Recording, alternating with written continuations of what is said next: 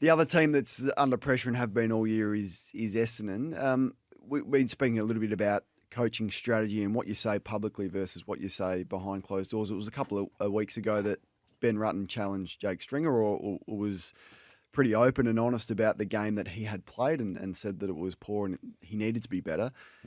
The report was that Jake Stringer wasn't happy with that and he'd spoken to Ben Rutten about that. Now, Ben was asked after the game about it. He wouldn't divulge clearly what was said behind closed doors. But once again, the strategy to publicly challenge one of your players versus doing it behind closed doors. So last night we had the discussion, Hutchie saying, well, Chris Scott wouldn't do that publicly, or Damien Hardwick wouldn't challenge one of his better players publicly. I had no issue with it. What is going through your mind as a coach when you think about doing that publicly versus challenging the behaviour and the performance behind closed doors? I think the general rule of thumb is to have the hard conversations in private and to support in public. I think that's the general rule of thumb. Coaches are human, and they feel the pressure and the expectation as much as anyone does. And we're emotional beings. If you're not when you're in the cut and thrust, and if it doesn't mean something to you, well, then you're not in the right place. So you have a drive, you have an ambition, and you want to succeed. So when you're not getting that performance, you carry that with you. The senior coach probably carries it, or definitely carries it more than anyone, more than any of the players even, because he feels responsible for every single person, every single play, quarter, win and loss.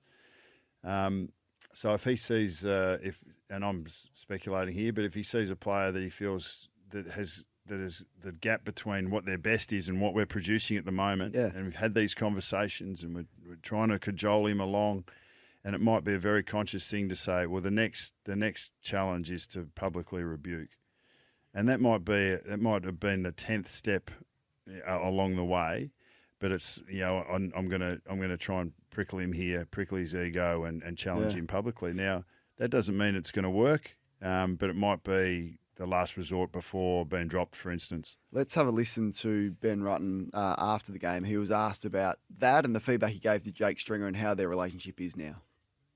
Yeah, Jake's okay, yeah. I mean, Jake's, we've got a good relationship with him. It's about getting him back to his best footy, which we know he can play. So there's no regrets about the way you sort of handled that, like you'd do it again if asked the question in the press conference? Yeah. Did you actually have a chat to him during the week? Did you actually sit down and talk through it? Yeah. What came of that? Well, that's for me, Jake, to work through. Yeah, as I said, I didn't have a major issue with the way that he handled that across the board, Ben Rutten. Did you ever say anything, I'm asking you a question without notice here, but publicly that a player was unhappy with and you felt like you erred speaking publicly about a performance, and then that player may have damaged the relationship between you and him, or... Nothing that comes to mind. I think as a young coach, I think you are more, and you learn as you go along, but I think you probably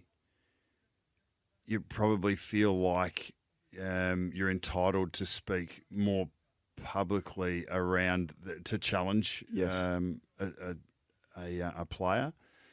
The one that, I only spoke about this a couple of weeks ago. So there's one where I came down out of the box and physically grabbed Jared Witts and shook him. And there was some conversations that came out of that, and that was largely it was very conscious and very measured in terms of wanting to get down and see Witts, because we'd had conversations along about just believing in himself and being the aggressive player that he had in him, but he plays it as a young man, played a little bit like a teddy bear, just not with that lack of confidence and belief about himself. And he's still grown into his body too, big body to grow into. And it was a little bit about, mate, this is the aggression, what we just saw then, we can't have that. You know that you're better than that. So it was very public.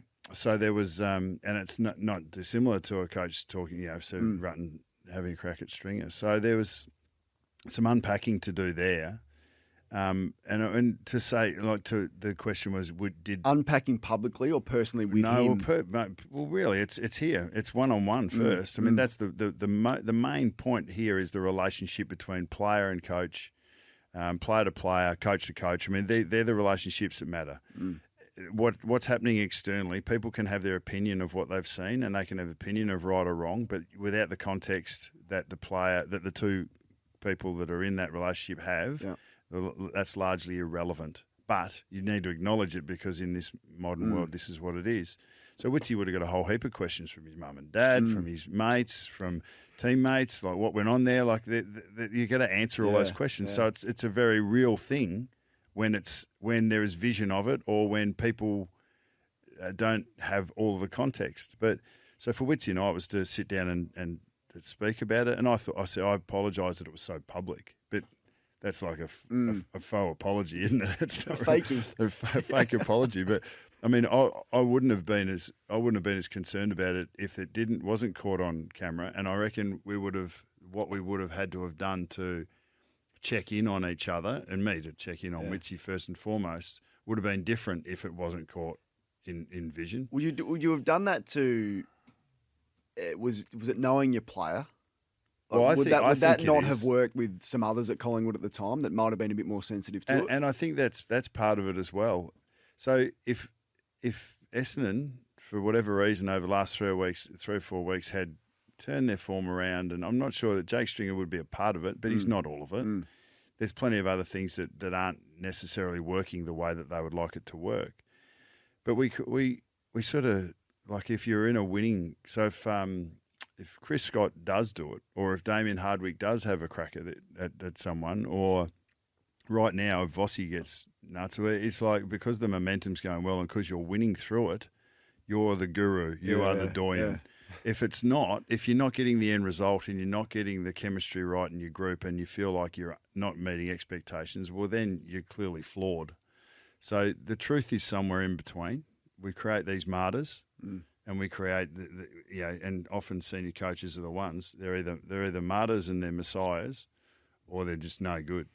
The reality is always somewhere in between, and we try to unpack and get to the nth on it at all. But what I would say is that Jake Stringer's got a chance to answer for his form needs to, and his energy. So we've spoken around it, but the responsibility is on the player. The central point is that Jake Stringer's not displaying the intensity or the attitude that is going to help him play at his best and help his team win.